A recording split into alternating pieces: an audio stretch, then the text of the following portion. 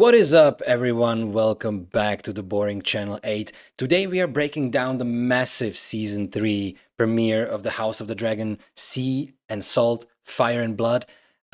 Before we go further, heavy spoiler warning, everybody. We're gonna be spoiling the hell out of this episode. So if you haven't watched it, go back, watch it, and then come back, and put this in the bookmarks or like it or whatever, put it in watch later, and then come back and let's discuss it together, right? All right, this episode is already sitting at staggering 9.3 on IMDb right out of the gate. And honestly, in my opinion, it earned every single point.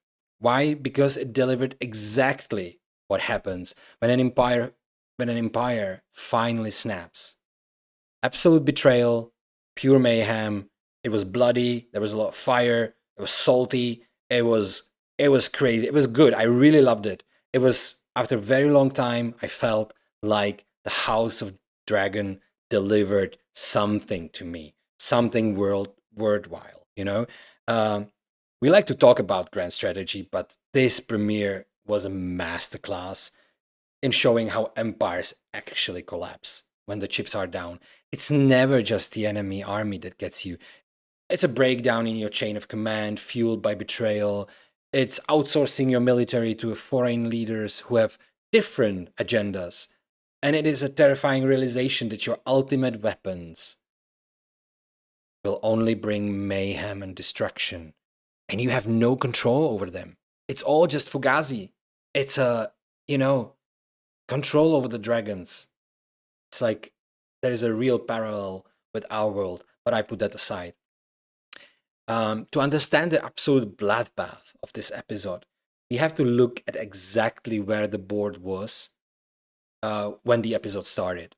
At the end of the season 2, Rhaenyra gained a massive advantage by giving dragons to the small folk, the dragon seeds. But having the bombs and dropping them are two different things. And Rhaenyra is paralyzed by this reality that she could just destroy King's Landing. She doesn't want to do it. She's not somebody who did it 170 years later, right? She's not Daenerys Targaryen. She's not Aerys, the Mad King. She's rational. She loves her country. She loves the Seven Kingdoms, and she wants to rule it justly. So that is a real character right there. That's great. I love it about her. But she is, progressively being paralyzed by this predicament that she's finding herself in. That's why she started the blockade. Meanwhile, the Greens are literally starving due to the blockade. A Corlys Velarion's blockade on the Gullet has choked off all the trade to the capital. King Aegon has secretly fled the city, leaving the sociopathic prince Aemond ruling the prince as the prince regent. Both sides are desperate, and desperate factions breed betrayal and mayhem. And that's what we get in this episode, and I loved it so much. Right out of the gate, we get our first major betrayal and a brutal lesson in political realism with Aegon and Larys, obviously. They are trying to smuggle themselves out of the King's Landing to hide in the free cities because they are anticipating that the war is over. They are starving, their people are turning against them. So they lost. They lost it, and they know it. What they do, they flee. But on their way, Rhaenyra's mercenaries intercept them. And what does Larys do? The second his life is threatened, he sells Aegon out. It seems smart, but deep down it's just loyalty. Loyalty is also just a Fugazi. No control, really, unless you have an army, unless you have the control. He exposes his identity to save his own ass. In the middle of a systemic mayhem, loyalty only exists when it is profitable. Aegon thought he was a king, but without the physical power of the Iron Throne or his dragons, or dragon, he is just a burned, broken kid being traded like a currency. by his own spy master. Back in the capital, Alicent executes one of the coldest, or is trying to execute one of the coldest betrayal of the whole series, under the guise of damage control. A lot of people are asking, is Alicent now Team Black? What happened? Does she hate her son? Is she afraid of her son? I mean, she should be. But the answer is, I think she doesn't believe in Rhaenyra, or that she made a mistake. I mean, maybe she does, but she won't admit it really. She believes in survival. She believes in survival, and Alicent, she spent decades following the rules by her father to carve the Green faction. But Aemond has hijacked the throne now, and he's completely unpredictable. And, the incredibly disturbing kiss he forces on her proves it. Aemond respects zero boundaries, he's unhinged, and he's a sociopath. And nobody can deal with him because he has a massive dragon. He's very powerful. And she's trying to set up him to go against his uncle. I think it's his uncle. And potentially die in that fight. Alicent realizes she didn't raise a king. She raised a monster. A real monster. And maneuvering him to leave for Harrenhal isn't a strategic retreat. She's actively betraying her son and opening the gates to the enemy. That's what she's planning. And I thought in the beginning, she might be. No. The kiss, the very uncomfortable kiss, definitely proved that she knows that she's on the wrong side in this fight.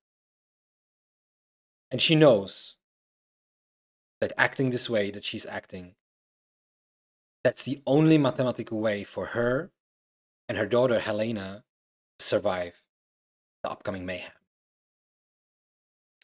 On the other side, Rhaenyra is losing control of her own faction, specifically of her own son, Jace. When Alicent offers a bloodless surrender, Jace sees right through it, but what he does next is brilliant and terrifying. I mean, really, it was crazy what he did by the end, almost the end of the episode. When he locks his own mother in her chambers, he literally weaponizes the Kingsguard oath against them. That was the terrifying part about that, and also the brilliant part. Their oath is to protect the queen, and Jace tells them that letting her fly into an obvious trap violates the oath. It was. I was not handling that really good because it was completely violating a psychology, of a soldier, and everything what you believe, to follow the orders and then also protect your queen. It was terrifying and brilliant because he saved his mother's life, most likely. I don't think Rhaenyra is a fighter, to be honest, and but nor is he. Honest, his dragon is really small, really nimble, but nevertheless, he goes into the battle to save his uncle or grandfather. It's very very mixed up there with the families. He stages this mini mutiny, betrays his own mother to save her life, and it's the smartest tactical move he has ever made. He steps up as the true supreme commander of the Team Black for a small window, and right before it all falls apart. And that brings us to the Battle of the Gullet, an event that devolves into unfiltered mayhem. To understand why this battle happens, you have to look at the macroeconomics. The Greens were being starved out by the Velaryon blockade. So because they had no navy, they outsourced the war. They hired the Triarchy, the free cities across the narrow sea, The Greens traded away their economic future just to break a blockade, inviting a massive foreign fleet directly into their backyard. It is a classic blunder of a desperate, failing state, paying mercenaries to fight a civil war. The Triarchy ambushes the Velaryon fleet. They are not expecting it. Corlys Velaryon is a bit surprised that he sees the Triarchy there. And it sparks a total mayhem. And Jace flies to save the day. So does he think. But this battle proves my core theory about this universe. Dragons are weapons of mass destruction. And nobody actually has the launch codes. Rhaena finally mounts Sheepstealer and brings him into the battle. On paper, the blacks have advantage. I believed it. Everybody I was watching the episode with believed it. They were like, oh, she's crazy. She's going to battle, but hey, let's go. In reality, Rhaena is just a passenger. She has zero control over this wild, feral beast. Sheepstealer attacks the other dragons. He attacks the other, the Velaryon fleet. He's just bringing total chaos. If it wasn't even before that, chaos to the battle. The Targaryens aren't fighting a structured way anymore. They're just trying to survive the monster they unleashed. The cost of this mayhem is absolute devastation. The Velaryon fleet, the backbone of the team's black, is largely burned to ash. And in the madness, Verumax flies too low, gets harpooned by the Triarchy, and crashes into a sea. While all this is happening, absolute craziness. And again, these dragons, you don't have control. They have decided that you have control. So who has the ultimate power? It's the dragon. It's the dragon. Jace survives the crash only to die by arrows from Triarchy. It was unceremonious, his death. It was brutal. It doesn't matter how smart Jace was. If he acted righteously and rightly, he did right. Save his mother from going into the battle. In the end, without the dragon, you're just a man in the middle of the sea.